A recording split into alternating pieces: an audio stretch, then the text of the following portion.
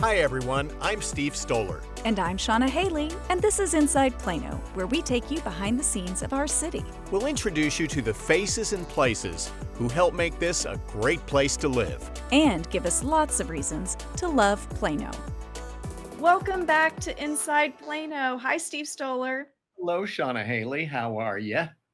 I'm fine, but I'm going to be really honest. I am so tired of feeling hot. I feel hot in the morning in my office. We're recording this in the afternoon. I feel hot. As soon as I go out to the car, I will be hot. I'm over it. There's a lot of summer left, and the experts, the meteorologists, are already saying that this is the third hottest summer we've ever experienced in North Texas history. And as for right now, it doesn't look like there's any end in sight in the short term. Well, that's just miserable news. Thank you for that update from. Well, why don't we start with some basics then, Shannah? It is hot. We've had little rain. And let's go over some basic things that everyone should be aware of with this kind of weather. First, let's talk about people. So the temperatures have been in the triple digits for some time, and it's so important to keep safety tips in mind. Drink plenty of water, stay hydrated, minimize your time outdoors, wear loose-fitting, lightweight clothing, also light colors as well. Check on friends, family, and neighbors. Never leave people or pets in a car, and watch for signs of heat exhaustion and heat stroke. Yeah, and you mentioned pets, so let's talk about them. That's kind of the second thing we want to cover. Hey, have you seen photos circulating on social media of squirrels and other wild animals splooting on sidewalks? Yeah, I didn't trying even to know that cool was off? a thing until I saw it on the news yesterday. I didn't either, but my dog does that. She sploots on the cool tile when we come back inside after morning walks. And that's just because it's so hot and they don't sweat. So it's fascinating to me. But, our pets really are sensitive to the heat just like we are. So fresh water, so important. I change both my cats and my dog. I've noticed that they're drinking a lot of water. So fresh water is critically important. You wouldn't believe it, but don't leave your pet in the car. Glory B loves to go on car rides with us, and she is not on any car rides right now because it gets super hot. Even if you crack the windows, it's not enough. Your pet will overheat in minutes. So don't leave them alone in a parked car. If the temperatures are high, don't go for a walk. That asphalt or the sidewalks, very, very hot, and it could burn their feet. So those walks, try to do those in the early morning or late at night. And then, of course, you want to keep an eye on your pet for any signs of overheating. Third, let's talk about electricity. Last month, we had a few days where ERCOT asked all Texans to conserve power by reducing their electric use as much as possible. Well, whether we're in extreme conservation mode or not, there are some things you can do to conserve your electrical use at home. Turn off any unnecessary lights and equipment. Turn your thermostat up 2 to 3 degrees. Set a programmable thermostat to a higher temperature when no one's home. You can use fans to feel about 4 to 6 degrees cooler. Limit use of large appliances like dishwashers, washers, and dryers. And if you cook indoors, use a microwave oven or a slow cooker. Close your blinds and drapes during late afternoon and schedule your pool pumps to run the early morning or overnight hours. So basically, when there's not as much pull on the system, right? Right. Yeah, same thing is true with water. Last set of tips here. You mentioned it's dry. We have not had much rain to speak of since the summer started. And so it's important for us to think with a conservation mindset. And actually, it's relatively easy. There are great tips I'm going to start out with on our website, plano.gov/water. You can go there and you can find out just a host of information. Really, really important for all of us to do. Only water when it's necessary and only water on your assigned watering days. Steve, you have assigned watering days? I have assigned watering days. What days are yours? Oh my gosh, let's see. Because you've been programmed, You're putting right? me on the spot here. I've only written press releases on it. And okay, so let me get this right now. If your address ends with an odd number, Mondays and Yes. Wednesdays? I think it's Tuesdays and I Fridays may because have mine them ends with I was misconfused. gonna say, I think it's odd because my sprinkler went off this morning and I know I have it set and I have an odd address. Um, but you did what we recommend people do, set a programmable thermostat so that you have it. And you, like me, subscribe to Water My Yard, which is so great because it emails you and then it also sends you a text message and it tells you what the forecast is going to be and how much watering you need to do on your yard. So it's really giving you a lot of information and you can quickly change your programmable thermostat. So just let's assume it was raining.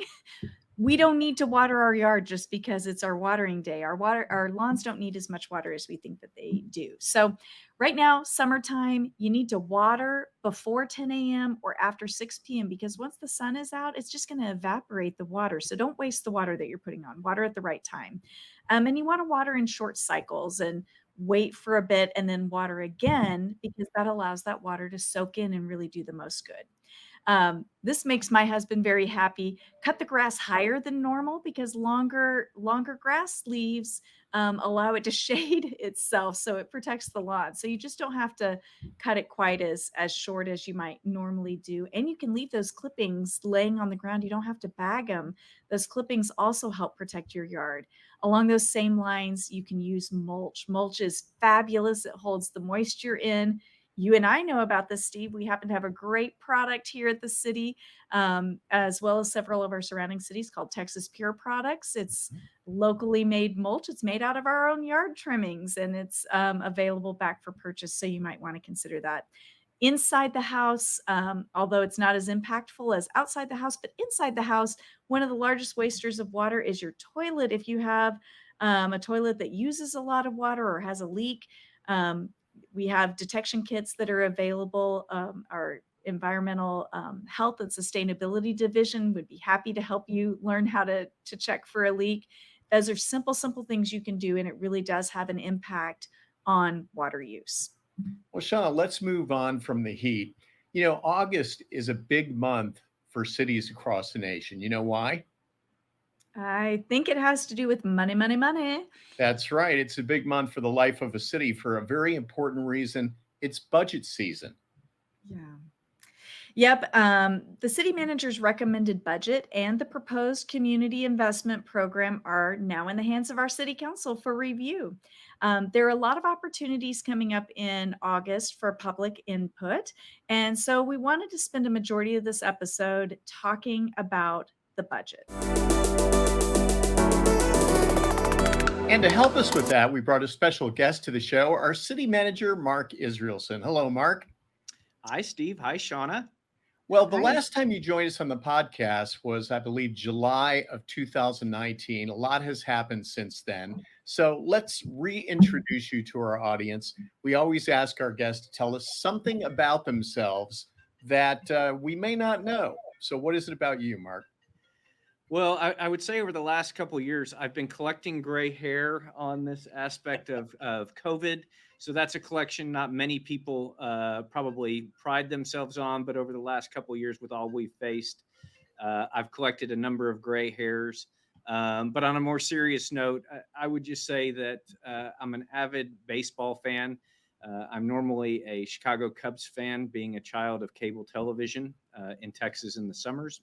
We would play outside all day. And when it got too hot in June and July and in August, we'd head inside, watch afternoon baseball, and then head back out.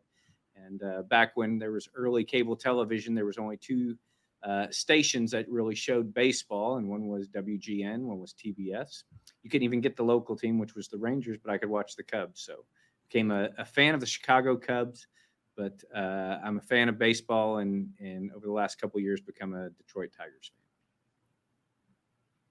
Now, there's an extra reason. I know you've always loved baseball, but don't you have another reason for a specific team this year? We have we know somebody that plays for the Detroit Tigers, so we're pretty close to that person. So I'll leave it at that. Loyalty is what it is. Yes. Right? All right, Steve, you want to kick off our questions, or do you want me to? I think you wanted me to. Mark, on July 27th, so this podcast went live on August 1st, but July 27th, you presented your recommended budget to the city council. And before we go into a big discussion about the budget itself, can you give us some insight just overall into the economic environment that Plano's operating in right now? Sure. The city of Plano, people think of governments as corporate entities, and that's exactly right. But we're in the service industry. So we provide programs and services to the entire 72 square miles that is Plano, to all the residents, to all the corporations. And so we're a labor-driven organization. We have just around 2,400 employees, and we're subject to a lot of the same inflationary and economic environmental circumstances that the rest of the business community is facing. So we're facing supply chain issues, we're facing inflation, we're facing labor issues and shortages, both for attracting our staff as well as our contracts. So we're facing a lot of the same pressures, but we're also facing some of the same uncertainty of, is there a pending recession? Are we already in the throes or the beginning stages of a recession? But we're also coming out of, a COVID environment where there was some pent up demand that we're still playing a little bit of catch up on. So that's the environment that the city is really in, as an employer, as an organization. And I think it's just really important for our community to understand that a lot of what's going on in their businesses, we're facing the same scenarios.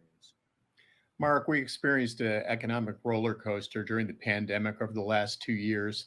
How did we maintain consistent service levels during that time? Well, first and foremost, we were the beneficiaries of some federal funding. So we had some CARES funds, we had some ARPA funds that our council made some strategic decisions on that really allowed us to weather a lot of the uncertainty and some of the economic roller coaster, as you described it, Steve, which I think it's exactly right. But we also implemented our budget contingency plan where we stopped some things like travel and training. Obviously, when you're social distancing, traveling to conferences and some training scenarios were put on hold. We delayed some hiring. We really took an approach of making sure that we were very mindful of the fact that there was this roller coaster going on. So our outlook really became 30 to 60 days at a time, watching our expenditures very closely. But without those federal funds, we would have faced some much harder decisions. So we are extremely grateful for our elected officials in Washington, D.C., as well as Collin County and the state for all the assistance they provided us. It allowed us to go ahead and provide those programs and services at our usual level, and even reprogram some of our staff members to make sure that we were taking on some duties that allowed us to get through those economic cycles in good form. Well, Mark, thinking about the budget in particular, I found it really interesting that you centered the budget discussion around 5 primary goals. Can you share what those are with our audience? Sure. These have been the same goals that we've had the entire time I've been city manager, which is 3 years, but it actually goes back even further than that. Under Tom Muhlenbeck, Bruce Glasscock, the community has really prided itself on being a well-managed, well-run organization that really meets the needs of the community. And it focuses primarily on 5 areas simultaneously. So it's not just 1 out of the 5, it's achieving all 5 each and every year. So the first is taking care of our people. As I mentioned, we're a service industry. So our greatest asset are our employees. And so having employees that are creative, passionate, professional, innovative, they really deliver those programs and services each and every day. So whether it's the firefighter that arrives after you've made a 911 call, whether it's the street maintenance worker, whether it's our call takers, all of those folks are dedicated professionals. So taking care of our people is number 1. The second one is taking care of our programs and services. As a service industry, we are here to provide the programs and services that are needed by our community. So we constantly look at those to make sure that we're providing what the community needs. And we've done things this year like a community listening tour and a citizen survey to really gain some of that feedback from our citizens on what their desires are and what their needs are and how we can actually meet those needs. The third one. Oh, Go ahead. Go ahead. No, continue, please. The third one would be infrastructure. Infrastructure is a critical piece for Plano. As everybody knows, we're we were a boom growth community for many decades. But now we're seeing a lot of that boom growth come and start aging at the same time, at the point where it needs more maintenance, it needs more repair. And so we're aging quickly, and we need to make sure we address those aging pieces so that we stay a vibrant community. We want to make sure that our roads, our parks, our facilities, our water lines, sewer lines, sidewalks, alleys, all of those are taken care of at a level that makes Plano an attractive place for businesses and residents. And so we've made a concerted effort to really understand our infrastructure, to take a proactive approach, including the support of our citizens through a bond referendum in 2021 that gave us quite a bit of funding to go out and address some of those needs. And so infrastructure is a huge piece of what we do through our community investment program. So we've talked about people, programs, and we've talked about infrastructure. Our policies are next. So policies are critically important to make sure that we're working through in making sure that we're funding things appropriately, making sure we have adequate reserves so that when we have economic cycles, we can weather those well. That we fund things like our enterprise funds, which are water and sewer, our drainage fund, our environmental waste fund, that we actually take the time to make sure that those are funding themselves through rates that we charge for those services. And all of those things combined really help us maintain a AAA bond rating, which is the highest rating you can get. And that really helps us to have the lowest interest costs, saves our citizens money. And we go about that in a way that is recognized as best practice out there. And so we've spent quite a bit of time on those policies, making sure that we're appropriately funded. And that is extremely important for us. And then last is affordability. In Plano, we want to be the best value of any city in the Metroplex, in the state, in fact, in the country. We want to make sure that what we provide are the highest level of services for the most reasonable cost you can. We want to have everybody feel like they got a deal. But for us, those services are really important. That's what drives things. But we have things in place that our previous councils have put in place, like the 20% homestead exemption that is the highest that you can get in the state, the highest allowed by statute. We have a senior tax freeze that we've had in place since the early 2000s that actually freezes the dollar amount of taxes paid by somebody 65 years or older. And so those sorts of exemptions really provide a lot of local tax relief. But that affordability is something we keep an eye on, both for our residents and our commercial community. Let's talk specifically about infrastructure, Mark.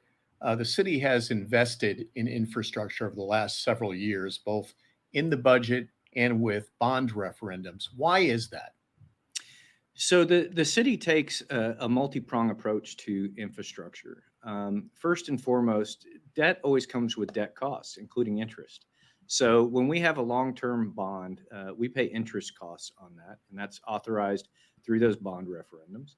And we focus our debt-related financing on those assets that are going to last 20 years or more. So we have the bonds that are that sort of timeline for debt. So we'll have 20-year debt. And so we want to make sure that what we're investing those dollars in is going to last 20 years. So for those items that we need repairs on that aren't going to last 20 years, we actually cash finance those through our capital maintenance fund. And that is a fund that we set aside cash every year to make sure that we're replacing some of those elements of items that won't last 20 years. So a roof is a good example. Pothole replacement is a good example. A pothole is a temporary patch. And so we don't want to sell debt on a pothole that we might fill. And then in a few years or a few months, years, we might have to patch again. We don't want to pay interest on that for 20 years if it's not going to last 20 years. So we spend money on HVAC mechanical equipment, some of our furniture, roofs, things like that, carpet. We will spend quite a bit of money each year on cash financing that rather than issuing debt that we pay interest costs on. You mentioned that we are a service organization as a city. How do you decide what programs and services the city should provide? So there's those traditional services that are public goods and services. So we know public safety, so our police, fire, 911. infrastructure, roads, water, sewer, things like that that we provide. But a lot of it is dictated really by the community and what's expected in Plano. So Plano is known as a city of excellence because we provide excellence in each of our services that we have that are really best in class. Our park system is ranked as the #1 park system in the state of Texas, above every other city in Texas, which we're very proud of. In number 17 in the country, in fact. So we're very highly ranked for things like parks. But our citizens have really helped us understand what those expectations are for programs and services in the city. And whether that's historic or whether that's more recent, we take that feedback. And as I mentioned before, things like citizen surveys, the community listening tour, it gives us that opportunity to directly hear from citizens on what they want from their local government. And it's our job to evaluate those, determine whether they're possible, and then implement them in a way that'll benefit all 290,000 citizens of the city of Plano. The Texas Constitution requires cities to approve balanced budgets. So, how does the city's financial policies help us maintain a strong bond rating while also being able to handle economic ups and downs with little impact to our residents? Well, Steve, that's a great question. We are required to pass a balanced budget, and that's what I always recommend as a part of the city manager's recommended budget. But then we have other elements of funding, as I mentioned, like reserve funds. So each time we issue debt, there's a certain amount of reserve. There's covenants that we have to adopt to make sure that we're setting aside enough funds in reserve to ensure that those bonds will be paid. It's in the full faith and credit of the city of Plano. And so we have to make sure that when we make that pledge, we set aside the funds and we fulfill the requirements to make sure that those bonds are going to be paid. We do that in such a way that we receive that highest bond rating, that AAA bond rating that I mentioned, which means that we are, as compared to a lot, a really good credit risk. So we actually do a lot to minimize the risk. So we're considered a good investment when it comes to bond ratings. But we take pride in those policies. We do things like a 3-year sales tax average program to make sure that we're always taking a cautious approach to the economy and what we're projecting out. And we have solid policies to make sure that as we're auditing those financials and as we're working through funding projects, that we adhere to the policies that are outlined by our city council. But that consistency of adhering to those policies year after year, decade after decade, is really what's been a hallmark for the city of Plano as being a well-managed, well-run city. Well, you'd almost have to live under a rock in Texas to not have noticed the increase in value to properties statewide. And of course, that has an impact on property taxes as a result when property values increase as well as when they decrease. We have several things in place here in the city to help residents who are property owners. Can you go over some of those? And then maybe also talk about that tax bill is not just the city. So what portion of that just in general goes to the city? Well, that's a great question, and one of the most misunderstood bills that people get. They get a consolidated tax bill, so it's all the taxing entities on one bill. And most times, people assume that the city is the largest portion, and we're not. We're less than 20% of the average person's tax bill. But in other areas of the country, somebody may move from another area of the country, and that's the way it was there, that the city had the entire tax bill or their county had the entire tax bill. We have a portion of the tax bill, but they get one bill that's consolidated with all the entities. So us, the school district, the county, and the college district, all on one bill. But we constitute less than 20% of that bill. But as we mentioned earlier, we do have the maximum homestead exemption that you can get, 20%. And it's a simple form that we encourage citizens to fill out with the Collin County Central Appraisal District. We also have the senior tax freeze as well as a senior tax exemption, and we have a disability exemption. We make sure that we're trying to provide local tax relief through some of those exemptions. And they're simple forms that anybody can fill them out. And once you're 65 years old, we encourage you to go get your tax freeze. And that bill, regardless of the valuation of the home, will not change over time. So if your house is valued at $400,000 and your taxes become frozen, if it goes up to $600,000, your tax bill from the city will not change. And actually, that freeze applies to all four entities. All four have implemented a freeze. But in Plano, what we've seen, and I'll close with this, is we know that everybody's home is likely their greatest asset, their greatest investment. And we've seen great appreciation. That's a really good thing when you're looking to capitalize on that investment at the back end of things. But we understand what pressures that puts on the community each and every year, which is why affordability is one of the goals that we have in adopting our budget. Why should our residents care about and get involved in the budget process? Steve, that's a great question as well. Getting involved in the budget process or letting us know how they feel about those programs and services, it really allows us to calibrate what we're providing and how we're providing it. So our budget is one of our main strategic documents. We fund what we provide. We fund our priorities. So when we talk about public safety, the police budget is in the budget. The fire budget is in the budget. Our animal services budget in the budget. So we fund our priorities. And our citizens, if they feel like we need more services, if they take a look at that budget and feel like there needs to be more funding for, I mentioned animal services. We have a great program out there, a great department, some passionate folks caring for the animals in Plano. But if they feel like they want more services, they can approach city staff, our budget department, our city council, and say, we'd like more in this area. What we try to do is balance all those programs and services to ensure excellence across the board, that every department is operating at a level of excellence, but it allows the citizens to really understand what we're funding and what our priorities are. Well, Mark, is there anything else that you'd want our residents to know about the 2022-2023 recommended budget? I would just say we're going to do a town hall coming up that Shannah can fill you in on. So opportunities to give some of that feedback. But for us, those 5 goals are really critically important. Taking care of our people, taking care of our programs and services, taking care of our policies, taking care of our infrastructure, and making sure we're affordable. And so we try to do that each and every year. And we really do want Plano to be the best value in the Metroplex. So we take pride in that. But I appreciate your time. Appreciate you and Steve putting me on. I know the budget is probably the most exciting topic that you guys will cover all year. And happy to be able to spend some time with you.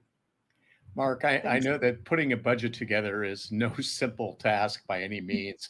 Very time consuming, comprehensive. We appreciate your role in putting it all together. And it seems like every year, once there is a budget approved, the next day you start on the next year's budget. Well, Karen Rhodes Whitley and her team do an amazing job, but it is truly a team effort. I have great deputies. I have great department directors, a great council. I assure you, it's not me with a sheet of paper figuring it out. There's a tremendous effort behind it. But for everybody that puts it in, again, our focus is on the community. It's on focusing on excellence across the board. And for us, that's great. But you're right. It is definitely a year-round activity. Mark, thank you very much for joining us today. We appreciate it. Thank you. Well, I always like having Mark on the podcast. It's great to have some insight from our city manager. Don't you agree? Absolutely. Yeah. Yeah. And it helps people understand what the budget's all about too. I mean, it's a very complicated process and document. It's very meaty. There's so much in there. Absolutely. And I think it was important. Mark mentioned the budget is one of the most important strategic documents in the city. You make decisions based on priorities. And so that helps you put into context. And if you're hearing from the city manager himself on what those priorities are, it helps you understand why certain budget recommendations were made. Well, he mentioned that there are a lot of important dates coming up. And so let's go over a few of those. If you haven't, you can already look at the budget documents. We mentioned that he presented it to the city council on July 27th. So it's available on plano.gov. We actually have a quick link to it from the homepage, so you can go there. If you're a person who likes to flip through printed copies, don't worry, we have you covered. You don't have to print it out at home because it's a very lengthy document. You can stop in any Plano Public Library location and they have printed copies for you. Now, August 8th is a very important day to remember. There will be a public hearing on both the budget and community investment program, a presentation of the community investment program, approval of the appraised roll, and discussion of the proposed tax rate. Very important meeting again. Public hearing on August 8th. On August 11th, Mark mentioned this, we do have a budget-focused town hall. We love our town halls. It's your opportunity to ask questions by phone. You can come in person or you can ask on social media. And all of those questions will be focused on the budget. We'll have not only Mark and his team there, but we'll have several of the major departments there to answer your questions about those bigger budget items. On August 13th, the City Council will hold an all-day work session on the budget and the community investment program, including a discussion of grants.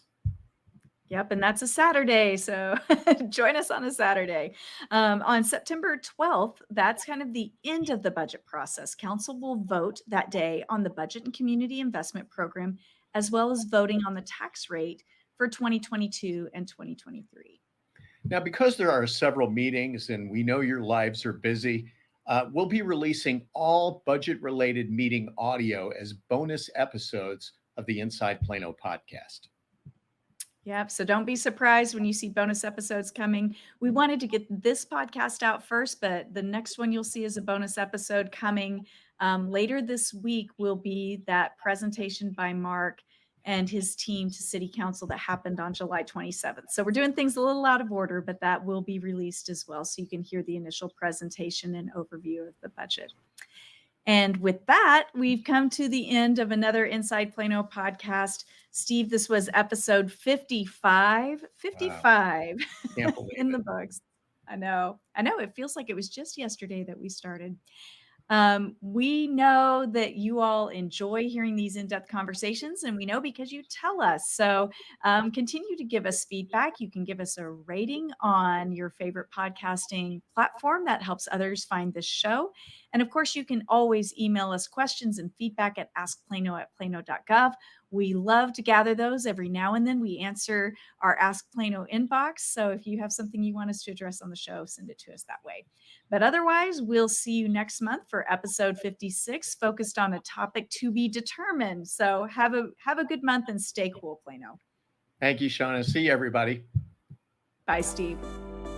And that's it for our Inside Plano. We hope you enjoyed it as much as we did doing it. If you have any comments or suggestions, send them to us at askplano@plano.gov. Bye! Talk to you next month. The Inside Plano podcast is brought to you by the City of Plano.